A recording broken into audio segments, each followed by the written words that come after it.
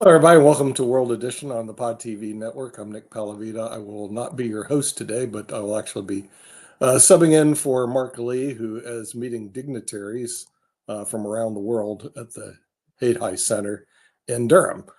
So, what's going on around the world? Well, everybody knows that we have stuff that you can't seem to miss. One of them, of course, deals with the trial of the century, which we're discussing on our network, and that's Donald Trump versus the United States of America, or United States of America versus Donald Trump, which is basically if you're here in the United States, and I did notice it is it's also being broadcast internationally, like the Pod TV network. One of the issues deal with, they call it a conspiracy. I love when you have meetings with people now. They're not meetings, they're conspiracies. So I got a meeting with my business partner, a conspiracy with my business partner to make sure that our accounts, we get paid. I got a conspiracy with our people at Pod TV. So what you do is you kind of like change the word from meetings to conspiracy. And then all of a sudden it takes this connotation like there's something evil going on. And the evil thing that he was doing is he's trying to keep, bad news away from him. And that's a felony. Okay. In other words, especially if you're running for office, you have to allow whatever to go suffer whatever fools that are out there. And we'll see how the defense attorneys defend that. I mean, and of course, rather than say, well, what we did, it looks like we purchased people's stories, true or false stories, by the way, because one of them was a complete fabrication. They spent $30,000. And so the media moniker is catch and kill story. In other words, we're going to catch the story, pay for it, and then we're going to kill the story. So it was great to see how they were describing that. But the biggest news that hit the Wall Street Journal, I get it every business day, not him, because he's been in jail in Russia for a year for doing nothing, is the FTC bans non-compete clauses, setting up clashes with businesses. Now, what does that mean? Okay, first of all, let's get rid of this thing. You have to get that the FTC is making up the law. This was not passed by the Senate. It was not passed by the House. The FTC makes up the law. And this happens with every federal agency, because what happens is when they pass a bill, and we will delegate to the FTC to do the rules. And then they look at the rules differently, which they did in the FTC rules, and all of a sudden say, hey, non-competes are illegal. After 110 years, they've been legal. So this is a big one if you're in business, because if you're working with somebody, like I'm in the pension business, I train somebody, and then they open up a shop next door and compete with me. Oh, great. That's just what I wanted to do, is train people to compete with me. We'll see where that goes. So there's a lot of interesting things happening in the news. Of course, we'll get in later with the war in Israel and the money that was sent over to Israel, Ukraine, Taiwan. Before we get that, we have a special guest on today, and he's a medical doctor. He's not on our show later on today, which is actually medicine and science. And let's bring in Dr. Slakey. Dr. Slakey, let's bring you in here. Welcome to the Pod TV network. How are you doing? Oh, great. Good morning. Thanks so much for having me. Yeah. What city are you beaming in from?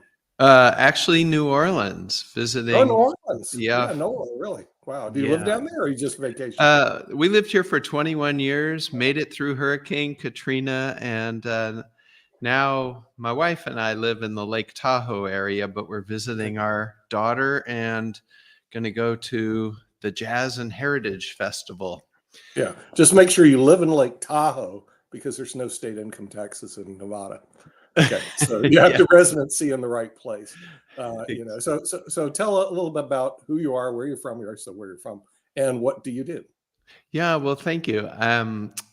Transplant surgeon by training, uh, been a professor of surgery, and most recently, I published a best-selling book called The Process Manifesto: Improving Healthcare in Complex World, which was really the culmination of years of work I had done both in the United States and globally to really help teams of people, professionals in healthcare, and also patients to become empowered to take more responsibility and have more opportunity to improve the health of individuals and communities. So, really excited about that. And now trying to do some work inspiring people to manage complexity, to treat human beings as individuals, and really be able to provide care that makes the healthcare journey more seamless and Mhm. effective, something we could all benefit from. Oh yeah, I mean, I'm kind of like into that a little bit. So I bought my little book with me. You've probably seen this Ah, before. It's sure. called the Merck Manual. It's like, this is light reading when you have nothing better to do at night. You go read stuff like that. You read stuff on SSRN. So tell me how you decided to jump up and write a book, because most medical doctors aren't writers. They don't like to do that. No, What well, that's happened? Something happened and triggered it. something happened. Well, it was sort of a journey. It actually honestly began after Hurricane Katrina, and we weathered that.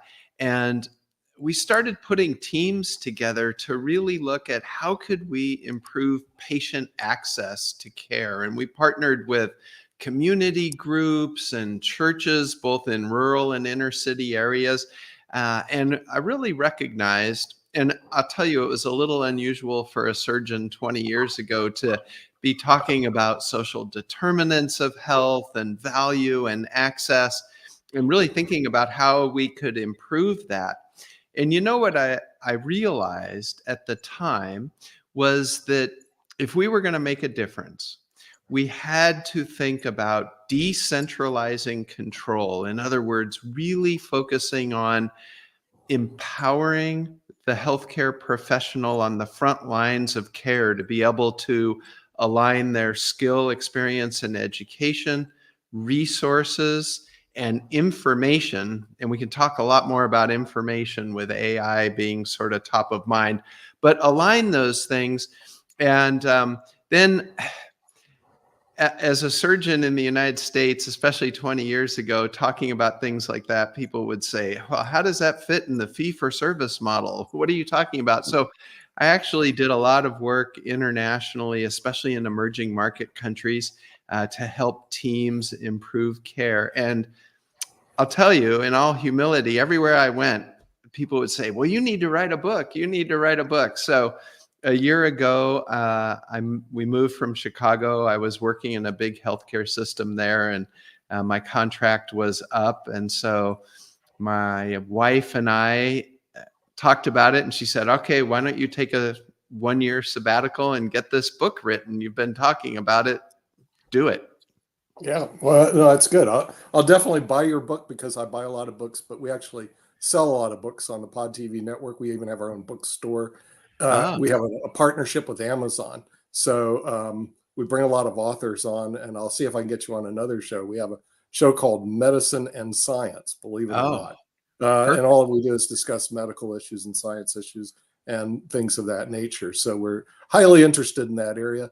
We do broadcast to 120 countries, and we have a group right now that's in Bali. They're heading back. They're in Bali and Hong Kong, Oh my which God. we also have shows that broadcast internationally. We have one that actually comes out of Bangladesh and Malaysia. That's a World Talent Economic Forum, and this way you get exposure to all the people in that area of the world, Yeah. which basically the population is, so people don't realize how big it is over there. They have Well, like 1.6 billion people in India, and they have like 1.5 billion in China. You have like 3 billion. Most people live over there. They don't even live here. But no, yeah, yeah, it's so true, Nick. When you put it in that perspective, you just think about the scale of things. And, one of the things that I caught a little bit about what you were talking about with, the global political strife. And when you think about the fundamentals of healthcare, really what we're talking about is how do you ensure that populations as a whole and the individuals within those populations are actually able to be productive and be with their families and work and contribute. And so much of that is really related to healthcare. And when we think about healthcare in the United States, we usually think just about that interface with the physician, right? Like we go once or twice a year and we capture that and we think, oh, that's healthcare. But really, I think we all know when we think about it, healthcare is so much more than that. It's what we eat, it's the environmental stress and toxins we're exposed to. The interface with a healthcare professional is really only one small component. And while it's incredibly important, I mean, I've been blessed in my life to have so many amazing patients, and I've done over 550 liver transplants, and so I've been very busy taking care of some of the sickest of the sick. But you think about that, even doing a liver transplant, that's just one small component, and the reason we do it is to get people back to living life. Mm-hmm.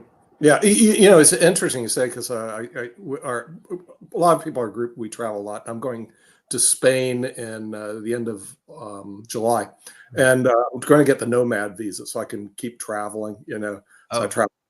Anyway, the digital nomad visa means I can hang out in Spain and the European Union as long as I want, come back when I want to. It's a pretty cool thing.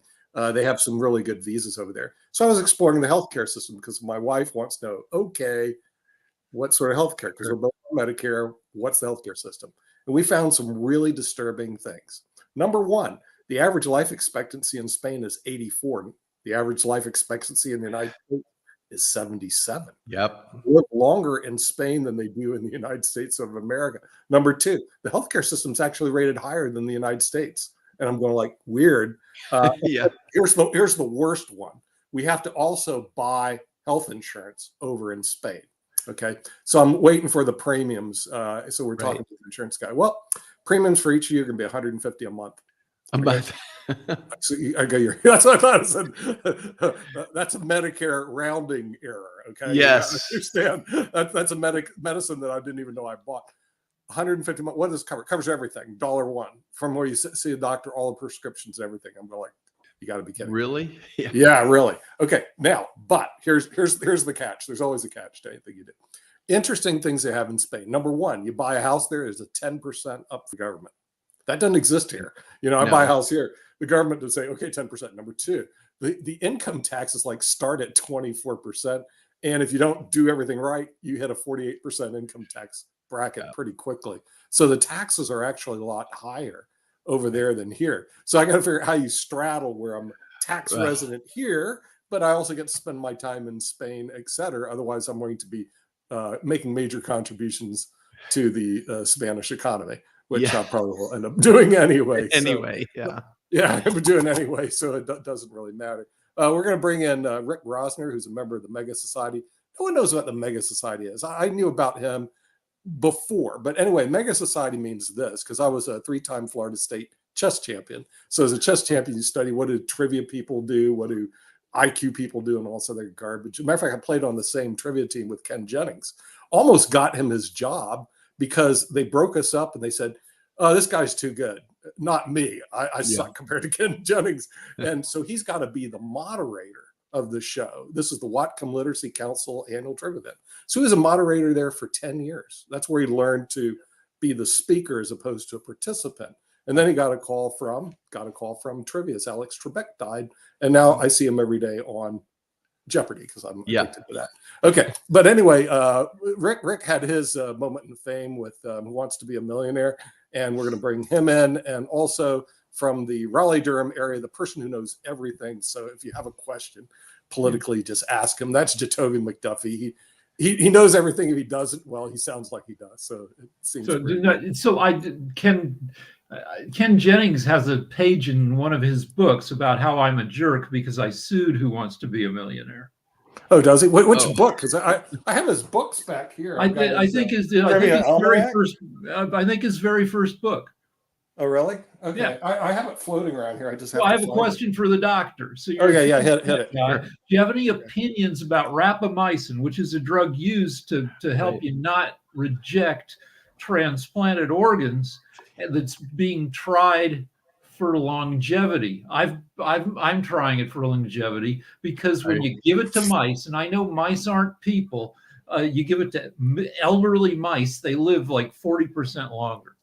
Yeah. Yeah, it's super interesting. I've been reading the results. So I'll tell you, we were talking about trivia and Jeopardy. So rapamycin is actually, it's interesting. It was discovered on Easter Island, which the native name is Rapa Nui. And initially, it was discovered and tested as an antibiotic or antifungal. And then they realized it was actually immunosuppressive. So uh, as you mentioned, wound up getting used for organ transplants. So it's a great trivia question. The mechanism is super interesting. It's a class of drugs called mTOR inhibitors, and it should, in theory, prevent some of the rapid turnovers of cells, and we know that's part of the mechanism of immunosuppression. So when you get exposed to a transplant, your immune system revs up and you start producing more immune cells, and rapamycin through a variety of actions sort of suppresses the replication of those cells. So the theory with aging at low doses, lower than we use for organ transplants, rapamycin should produce a suppression of the really rapid turnover cells that are sometimes triggered by some form of oncogene, either a gene that's creating cancer or a toxin that's stimulating a response, like the sunshine, for example, stimulates our skin's cells to reproduce. So I think the jury's still out is the bottom line. Nobody knows for sure. And you're absolutely right. Mice and humans aren't exactly the same, but it's pretty interesting research. And I'll add just one other thing that I think sort of fits into that is my very first international presentation was in Paris at the transplant meeting where I actually used vitamin C and vitamin E and lowered the doses of immunosuppression for heart transplants that I did in rats. So you might think about taking the rapamycin at a low dose with antioxidants, which, we probably all try to incorporate in our diet now, but vitamin C and vitamin E and other antioxidants could be a really good overall mix. Okay, well, since we're doing trivia on aging and stuff, I have another thing to throw at you. Molecular hydrogen. I don't know, what are your thoughts about molecular hydrogen? I have a friend of mine who swears, oh, this thing works. I've went through the studies on ssrn.com and stuff, and I'm going like, it looks like it doesn't hurt you, and it might help you. And if it does that, I don't really care. But if it hurts you, then I do care. Have you looked at molecular hydrogen at all? No, that one I haven't. I'll have to look that up. The trouble with all this longevity stuff is the way you know it's working is it's 30 years later and you're still not dead. But yeah, that's how you figure it out. That's how the evidence comes through, Rick. But it doesn't necessarily, you start taking any of this stuff and you all of a sudden like feel like you're 20 again. That generally doesn't happen. Rick, have you looked at molecular hydrogen at all? No, but I'll Google Put it in your AI computer database and see what it comes up with. There's actually I wanted to talk about the FTC and the non-compete rule. Oh, so yeah, that's starting with like Reagan, the FTC kind of got its teeth pulled in terms of antitrust enforcement. There were all these theories about how these near monopolies are really good for the economy.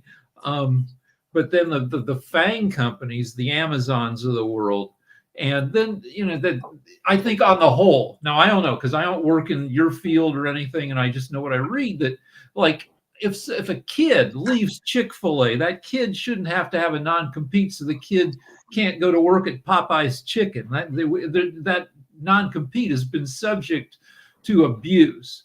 At the CEO level, Usually the ones that are upheld by the courts have geographical restrictions, and also, in other words, you have to limit your non-compete to a geography of like 100 miles or the same type of business. At least that's been the theory I've seen for years on the non-compete. So if somebody works at Chick-fil-A, can he open up a Chick-fil-A within 100 miles? No, but could he open 100 miles later? The answer is yes. The judges seem to be very reasonable in this area. To do a blanket, which is what it looks like they're doing, non-competes are all illegal after you spent a lot of time and clients' money drafting them. You create a situation where you bring somebody in, you train them in an area, and then tomorrow they open up a shop next door, they call up all your clients, and all of a sudden, hey, business is good for me. And from a business owner standpoint, which I've been for 39 years and 11 months, it's not something I'd like to see, because I'm not afraid about my employees, because they've been loyal and they've been there for decades. But if I was starting a new business, which I did 40 years ago, it would be a very frightful thing to say, well, I'm setting up a business, training my employee, because they don't know anything, and you're training them. And then the minute they've said, I've learned enough, and next thing you know, they're calling your clients and they're taking all your clients from you. You're going like, what am I doing? What am I doing here? So a blanket thing that the FTC is doing, I got a real problem with that. It's going to go to court. We'll see what the judges say. In looking at the tech field, I think that it actually helps out the tech industry a whole lot, because the tech industry acts more like the medical industry, in the sense that you have your different coders that can do particular things. If you're saying that I have to do a non-compete and have to move 150 miles away, or can't really do anything with, if I worked at IBM and now I can't work at Cisco, or if I worked at NVIDIA and now I can't work at Lenovo, I mean, it kind of stifles the whole tech industry. I think it helps us in the sense that now, you'll have, for example, in the Raleigh-Durham area, there are roughly about 20 to 30 gaming companies. Those gaming companies, if you have that non-compete clause, you really can't have, you're stifling the opportunity for a lot of these independent game developers that come on board, end up joining the Epic community and selling games off of Epic, because you're stifling that with a non-compete clause. There are going to be instances, I agree, where you train people to a point where, okay, well, I want to leave because they're family things, or I don't like the boss. But I think that's more the extreme case than the regular case, because a lot of the individuals come through, when they go through that training, are loyal to that company for taking a chance on them. But I think the non-compete removal helps the tech industry completely, which helps us in general, since AI is right now in our faces and it's only growing. So the FTC chairperson, Lena Khan, says that this will result in 8,500 more startups every year being created. Yeah, well, of course, because the thing is, Jacoby goes to work for a company. Let's say he goes to work for IBM. He learns a process that they spent years developing and thinks, oh, that's a great idea. I'll quit. I'll take over the process now. Unless they filed a patent on it. You notice they also said it's going to increase patents. Unless they filed a patent on it, assuming they can get a patent, they probably do a patent pending, that he basically went in, took their technology and left and said, life is good for me. Okay, now Jacoby, I know your ethics are way too high. You would never do that. I think that is more of that's an extreme case. Those things are going to happen regardless. I mean, look at we are right now in competition, especially in the tech industry, dealing with other countries stealing technology coming from the different entities that are in the U.S. That's already happening. So that is more of an extreme case. I think when people go to work for businesses, especially nowadays, are looking for that security and that safety. And a lot of people that are in those businesses end up sticking with those businesses until those businesses decide, hey, we're going to lay you off. And for no unknown reason, we're just going to, because we are an at-will state. We don't have unions. We're against all that. You can be fired for whatever you want to be, whatever they come up with. It doesn't matter. So you have more of a case that those laid off employees will end up starting a business off of that. Then, hey, I'm going to go through and learn everything IBM has to offer and then go and start mine. That's not going to happen. Your biggest case are the 600 employees that get laid off the next day, and you're already on a non-compete. Or if you can't open up a business, you're stuck on your severance pay until the end of the severance runs out, and now you're stuck in a position where you need a job and you've got no money. So the non-compete, again, helps the tech industry because there are a lot of brilliant people that end up getting laid off and they can't open a business because they're on a non-compete to keep their severance. Right. Question for Dr. Slakey.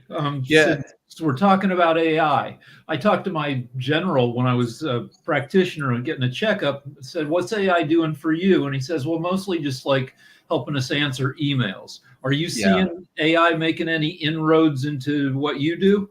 Yeah, well, great question. First of all, with the FTC non-compete, as a healthcare professional, I will tell you that we are so frustrated with these big healthcare systems that have these strict non-competes, and it's a very disruptive to try that, and they squeeze you. They limit competition. They close rural hospitals. And then they start to squeeze people and say, oh, you only have 8 minutes to see every patient. And sometimes you want to move, but your license is state restricted. So in healthcare, I'm in favor of eliminating the non-competes. But let me tell you, so the AI, on the one hand, you're absolutely right. The large language models are sort of what's being used to answer emails and do transcribing. The exciting thing is that we have so much data in healthcare. For example, I work with one small startup that we're analyzing 150 million patient database. And that's where we're starting to use AI and machine learning to really get inferences where we can put the context around that data and health. And so what do I mean by that? Well, context could be socioeconomic, it could be race, it could be genetics, it could be your environment where you're living. And instead of treating everyone the same, which is sort of what we've been doing, a very linear reductionist approach, I'm excited. We're going to start to be able to tailor medical care to the individual. Prescribe more precise dosing, choose medications more effectively. And so the way I like to think about it, I'm the optimist. So I think we're going to move from retrospective data and think about it. A lot of the, studies we've done, take oncology. Where are they done? They're done at great institutions, MD Anderson, Mayo Clinic, Memorial Sloan Kettering. But who gets into those institutions as a patient? A very, very small percentage of the population. The studies that come out of those institutions are really not reflective, let's say, of South Side of Chicago population. Those aren't the people who are going to Mayo Clinic. So we're going to be able to tailor and do much better. And I predict reduce cost as part of the solution. So I'm really excited about what's going on. So there's a real life example of big data, maybe based on one little study from 50 years ago. There are separate interpretations of kidney function, creatinine numbers for Black people and white people. And my guess is that study that 50 years ago, the more muscle you have, and the lower your body fat, the higher your creatinine levels are. They probably had a bunch of muscular Black people in the study. And they had higher creatinine levels, but were healthy. And they're like, oh, well, just Black people have higher creatinine levels. But that was 50 years ago. And then everybody, white people, Black people, we all got fat. 72% of Americans are overweight now. So what it meant in terms of treating people was that separate interpretation for Black people. You could have a bad kidney number and somebody could say, yeah, but you're Black. It's not really that bad. And now with big data, I assume you can dive in to, hundreds of thousands of maybe millions of people's case histories and see if that study still holds up or if it's BS. Well, I think that to tag on to everything you just said, Rick, and I think, I mean, this, Doc, this really is an exciting time, because if you think about, for example, everything Rick was talking about, I mean, if you look at sickle cell, I mean, we can really dive into sickle cell and really figure out a solution for that situation. I mean, there are so many, and think about the communities that get left behind, because in right now, of course, the abortion case happening on the Supreme Court. But if you look at actually the healthcare dealing around pregnancy, around Black women, for example, the mortality rate is so bad. Yeah. But this is something that I think AI could help and support and help. I mean, communities that desperately need it, from the different minority communities, from the Hispanic community to the Black community, and so on and so forth, and find the different separations with AI. I completely agree. This is a really exciting time. Yeah. Well, and also with the aging of the population too, you know, sometimes we forget we're getting older. People are living independently longer.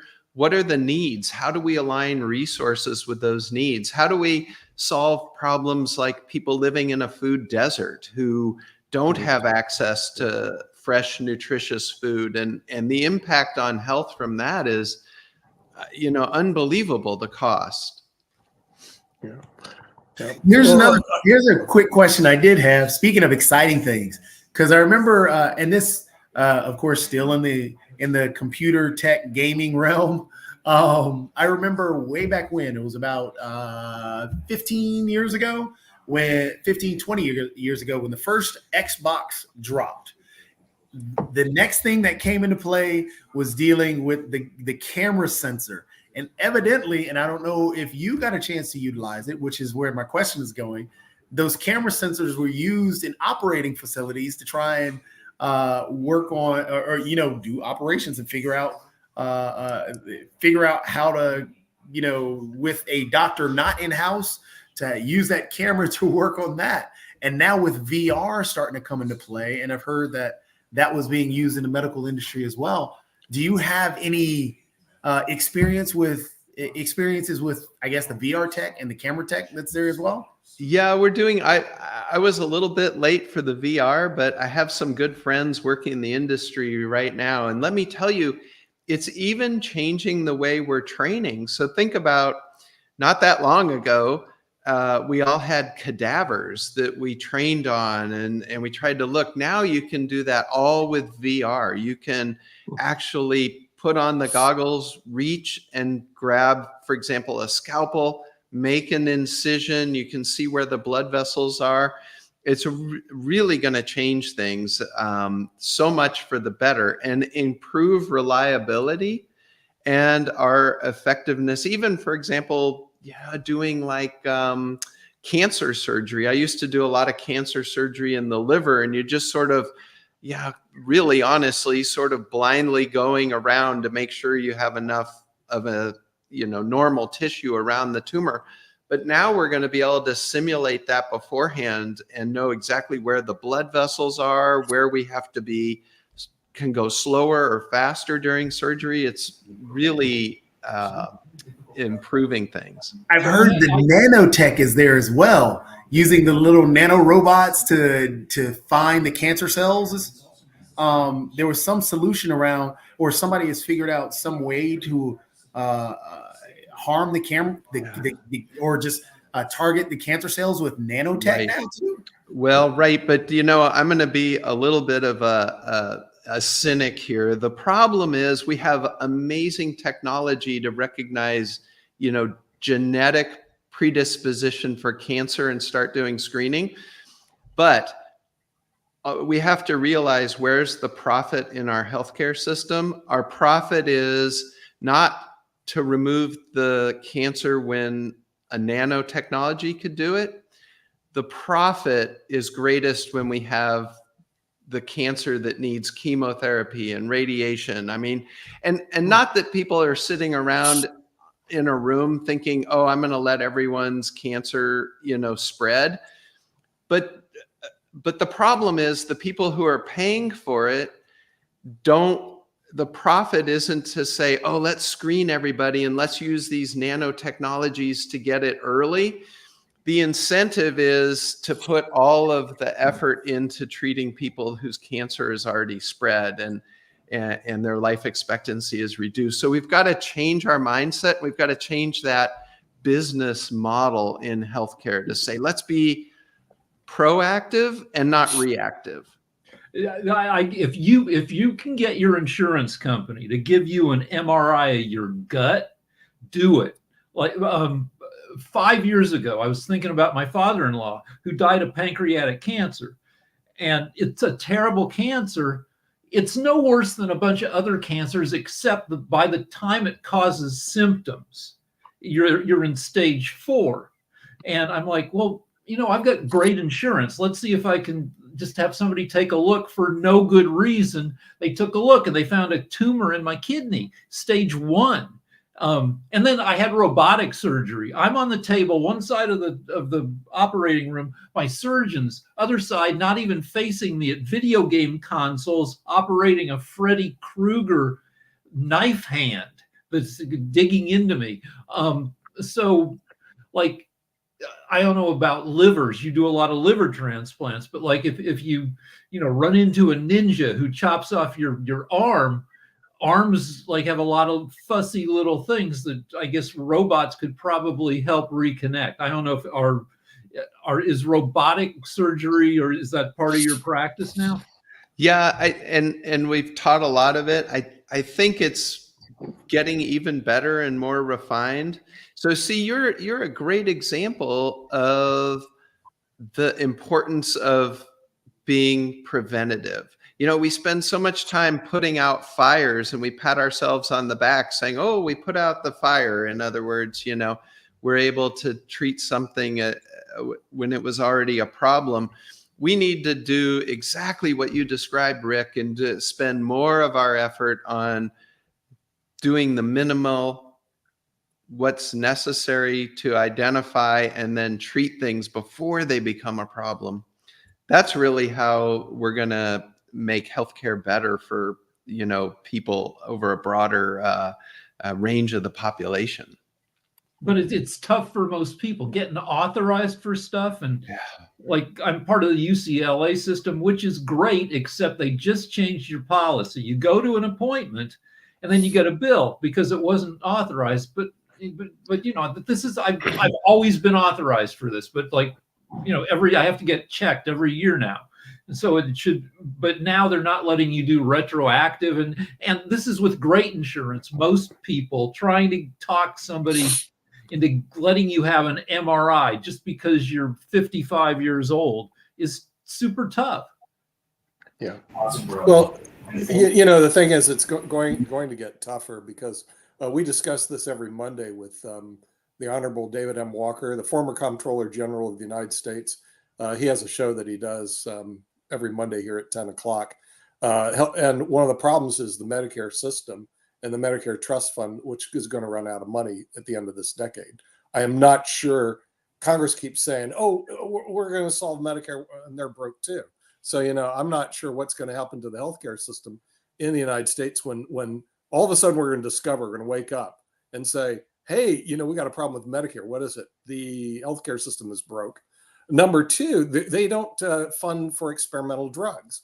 Now, I discussed this with a lot of my clients because there's a new experimental drug for pancreatic cancer. You can look on one of my favorite sites. I love the ssrn.com, and no one knows what that is. It's the largest depository of academic journals in the world, including the Lancet's there, but they have everything there. And it's experimental, so it doesn't necessarily mean it works. It doesn't mean it doesn't work, but right now it looks promising. You get something like that, Medicare isn't going to cover it. Okay, so this is Jacoby's fault. This is all Jacoby's fault because we are the world, and it's all across the world. We're playing video games instead of having sex, and so all these countries across the world have declining populations, and like Japan is especially upside down with an aging population. You need That's young true. people Very to cheap. provide care for old people. You also need young people to make payroll deductions to fund Social Security and Medicare. And so, like Japan, their economy takes all these hits, and they have to use robots to help take care of older people. It's expensive to have kids. That's really what's stopping people. It is a true expense. I mean, everybody's practicing still, but yeah, it's expensive to have kids. Yeah. Let's get to the book, because I'm curious. I have to buy a book. Oh, it's not like these are all my books. I literally have 3,000 in this room. And the real problem is I got to start divesting myself, because I'm moving to Spain. My wife goes, "You're really going to move 3,000 books to Spain, all hardcover? That's going to be very expensive." Yeah. Okay. Yes. But so let's get to the book. So what does the book basically discuss? What are you trying to do in this process health consulting? Yeah, well, it's super interesting, because at the same time I was writing my book, the American Medical Association was coming out with this statement that we need to teach young physicians about the healthcare system. And you say, well, that makes sense. In any other industry you're in, you learn about the economics and the system, and like we were talking about earlier, competition versus no compete. And interestingly, in healthcare as professionals, we don't learn that. So this health systems, plural, which is really important to understand, came out the same time as I was writing the book. And my fundamental purpose was to talk about how we need leadership in healthcare to be able to manage complexity. And we talked about it a little bit, but basically, there's linear systems, complicated and complex. And healthcare, I argue, is really a complex system. We're never going to be able to know everything. There are always what we call unknown unknowns, and that there are unanticipated effects, sort of, the butterfly effect. We've all heard of that term, right? And it's these little effects that have big impacts that we don't even recognize. So how do you manage in that? And what I argue in my book is that if we accept that we're living in a world of complexity, and I think it extends beyond healthcare, right? If we really acknowledge that things are complex, we have to manage it in three ways. It all begins with decentralizing control and empowering people at the point they're working. So in the case of healthcare, the patient, professional, physician interface. And how do we do that? With three things. First of all, we have to have education, skill, and experience. We have to emphasize that. And sometimes we don't invest in people. And that's not just in healthcare, that's other things. We have to invest in people and do that continuously. Then we've got to have strategies to align resources with need. We can't afford to take a shotgun approach and just do the same thing to everybody. We have to say, okay, here's a person who needs low dose rapamycin. Here's a person who needs the hydrogen. We have to tailor that. And then the final thing is we talked a little bit about moving from looking at retrospective data to actionable information to optimize human performance. And I'll just finish by saying that I had this great publicist that was really challenging me when I wrote the book. And she said, well, what's your target audience? And I started sending out excerpts, and people were giving me a lot of amazing feedback, healthcare leaders to patients. And I want to leave you with this thought. I realized that it's not us versus them. At some point in our lives, every single one of us is going to be a caregiver, and every single one of us is going to be a patient. That's just part of human existence. Right. So it really is a continuum. We can't say it's the system versus us. We're all part of it, and we should be all part of the solution. So Nick and I have a disagreement about what the government should spend. One of many. Yeah, well, I mean, we agree the government is spends more than it takes in, and I say spend a ton of money on science, which historically we've done, because you get that money back. Yeah. What do you think Nick says, no, don't throw money at ridiculous, leave it to private industry. What's your experience regarding the government's role in research, in all the stuff you're talking about? Yeah, well, I think it can be an amazing positive force. If you think about one of the things I talk in the book is about something called adhocracy, which is the opposite of bureaucracy. And really, the first modern example was following President Kennedy's quest to put a man on the moon. And how did NASA do that? They didn't make a hierarchical bureaucracy where everything, was vertically oriented. They took experts and empowered them across the spectrum to be effective. If we spend money in government that way, where we actually empower professionals instead of restricting them into a little box, I think it really works. And the other thing that's super important, Rick, is I firmly believe we need to deconnect corporate profit incentives from government investment in science. They're too incestuously involved, and we've seen drugs, we've seen techniques that are suppressed and not put out in the public because the profit equation doesn't work right, orphan drugs and things like that. So I really believe this idea of adhocracy, empowering professionals to be effective, if we direct it that way through government, I'm fine with that. I think we have examples where it's been really effective historically. What are the examples? How does it work in practice? In healthcare? Yeah. Well, so a good example actually would be the robotic surgery. So robotic surgery started with DARPA investments because they were really thinking about how could we operate remotely on the battlefield or on long space missions where you didn't have the surgical expertise at the site of care delivery, but could deliver it remotely. That was the original inception. And it's not honestly robotic because, that's the term we use, but it's really remote directed surgery, like you described with the kidney surgery. You could be across the room, you could be in a different city, you could be in a different country, or between the Earth and the Moon, if the infra data feed lag was managed appropriately. So that's a great example that started with DARPA military funded research and then moved into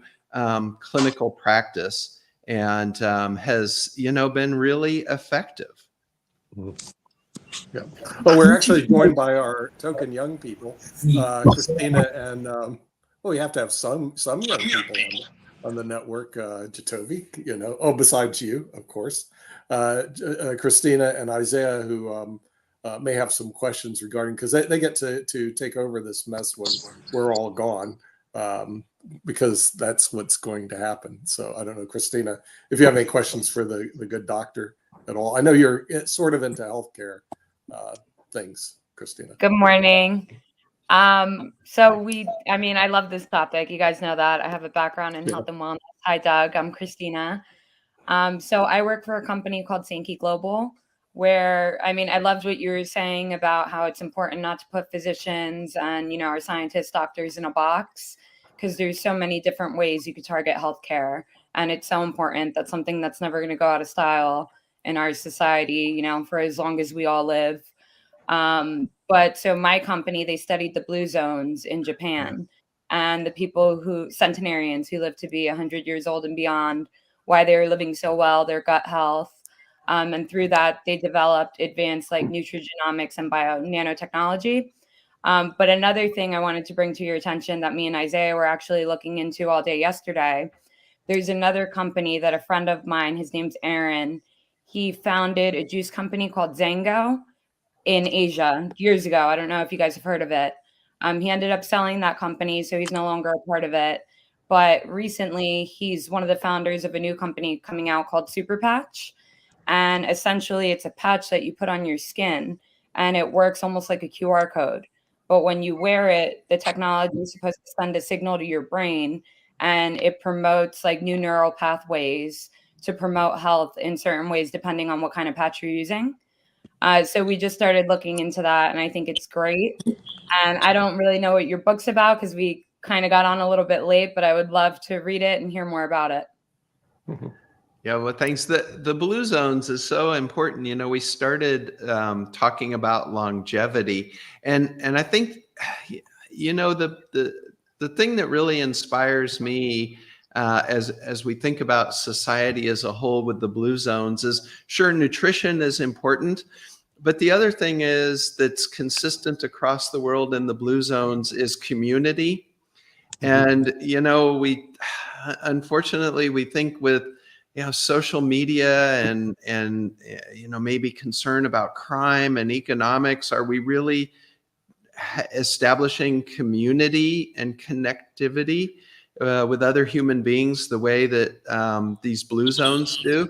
And then the final thing that I think is super interesting about the blue zones is that one of the constants is activity, and it's not going to the gym and doing high intensity activity 2 days a week. It's these people are active every single day, walking.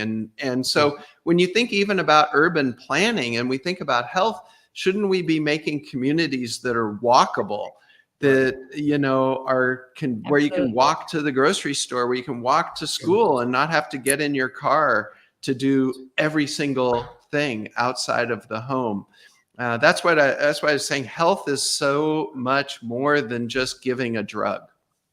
Yeah. Absolutely. By the way, in Europe, they walk all the time. That was a really funny thing about going to Italy and Spain and Greece.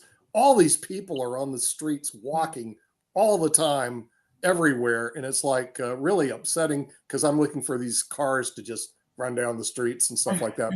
But, you know, you just don't see these automobiles and these huge interstate systems. You see people walking around all the time. And I go, are these all tourists? And the answer is no. These are people that live there because they can walk the whole city. It's just really weird.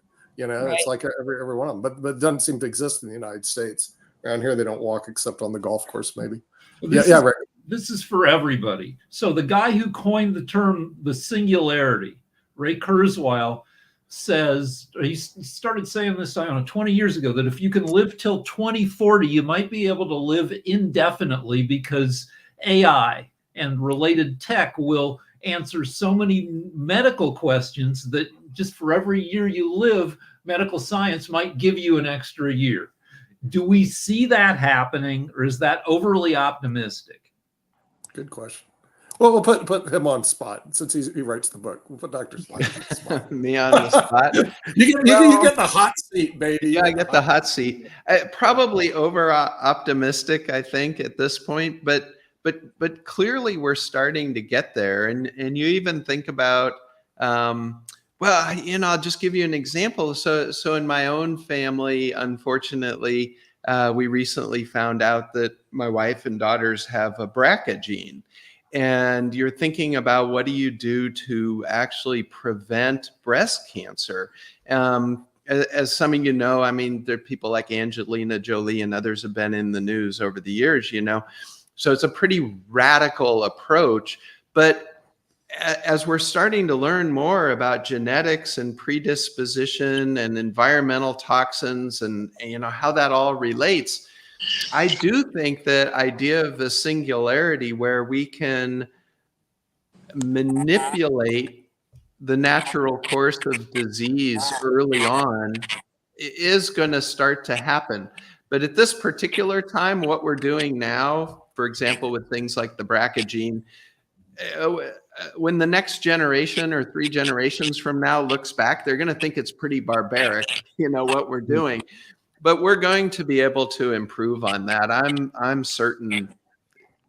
2040. I'm just going to do a little commercial break for the Pod TV network, okay? Because we actually are on television. We're on Roku, but just realize if you go to the Roku channel and you type in the search engine, you won't find us. You have to go to your Roku search engine, type in, and you will find us because we have our own 4 channels on Roku. We're We're not part of the Roku channel. We have our own channel on Roku. I just want to let everybody know that, because some people, they go, well, I tried to find you on television. I couldn't find you. And I went to the Roku channel. No, don't go to the Roku channel. We have our own channel on Roku, so you can stream anywhere around the world to watch this show in 120 countries. So anyway, that was my commercial. You can go online and fill out a form, basically take a quiz that will give you a rough idea of your lifetime risk for breast cancer. Olivia Munn was just in People magazine, where she just had a clean mammogram, but her doctor had her take the quiz. She came up with a lifetime risk of 37% of getting breast cancer. So they gave her an MRI. She already had breast cancer. So taking the quiz can save your life. Going from the super excited doc that we had earlier with the AI and the technology and the crazy stuff, also to the fears. Being in the video game industry, this is all of where we've been for eons. The company that made the video game based off of the book The Witcher, CD Projekt Red, their games were always about this. Well, many of their games, the Deus Ex, and they released Cyberpunk 2077, which were all about this, all about basically, hey, living forever, the whole Constellance idea that, okay, you just have those cybergenetic implants, you can replace everything about your body, and you can live until the power runs out. So as long as your memory capabilities were there, Rick, you and I have talked about that the show that was on Netflix, where you just have a chip that was that show pissed me off. Altered Carbon. It was horrible. Then they made the show Upload. Upload was about the same thing, which is great freaking show. Yep, it's 2 seasons and it's on Hulu. Yeah, it is on Hulu, I think. But yeah, that's about uploading your self-consciousness into a server, which I've heard. It's funny. It's not a serious show. It's by the same guy who did The Office, if The Office was dealing with immortality. And which I've heard that there are companies that are actually trying to upload consciousness into different computer bits and stuff, trying to figure out a way to make that happen. So that's the fun of AI, where that technology and stuff. Yeah, people are trying to think of those things at this moment, because in the computer world, and even in Logan's Run, if I remember, was partially about that. But now you have Elon Musk, you have Christina in the company that you're dealing with. There's a whole group that's dealing with the neural implants that are talking about that now. Yeah, this is a problem for Christina and for Isaiah, because people my age have all the money. That people over 45 have 15 out of every $16 in America, and people dying is a major economic engine turning over the money. And if people don't die, then nobody gets their money. I saw a report yesterday, like an interview with Elon Musk, and they asked him, who are you voting for, like Trump 2024 or Biden? And he said, why don't we talk about 2050 and what AI is going to be president? Well, that's interesting. Also, everybody's going to have a chip in their head, and that will inform you about the world. And what if somebody hacks the chips and gives you opinions that you talk about election fixing and fraud. This is where it gets really creepy and crazy in the tech world. Quantum computing. As soon as quantum computing hits, because the whole basis behind quantum computing is basically it sees everything and knows everything at one instantaneous moment. If that singularity where because right now they're able to they've already made bots that are already creating other robots, other self-moving entities. There was a group out of MIT that created that. There's also the self-healing metals that are there, which that's all Terminator stuff, which the director of Terminator was talking about how, we are really playing with fire right now. So all these things combined. It's going to be interesting. Like I said, when Skynet is the whole quantum computing coming into play. And the one problem with quantum computing, and you already see it even in non-quantum computing systems, is the black box problem. You know, AI can beat anybody at the game Go now, and it makes weird moves. And you're like, what? Why did you do that, computer? And the computer, being a computer, can't say why. So when you can have sophisticated systems making decisions that are very effective, but with no explanation. Another TV series that's on that, Westworld, which actually came from a movie, but they recreated it for HBO. Westworld season 1 and 2 were really good. The other seasons kind of tailored off, got really bad. But it was a cool idea to think about how computers are really going to be doing the same thing we do, searching for consciousness, trying to figure out who we are. What do you think about, one of the things that disturbs me, so I don't think about it too much, is this blurring of content, you know, TV content, streaming content, and games, and how that just becomes an immersive continuum. And, you know, one of the things that I sort of reflect on, and it's sort of timely now, is how much has that desensitized us as human beings to depth and the implications of what we're doing with sort of the military industrial complex. I mean, think about it, that even on a simplistic form, if you think about how we as a nation have become pretty desensitized to gun violence. I mean, we have kids dying in schools, and the thing that we do is, oh, let's send out thoughts and prayers. That does absolutely nothing. Absolutely nothing.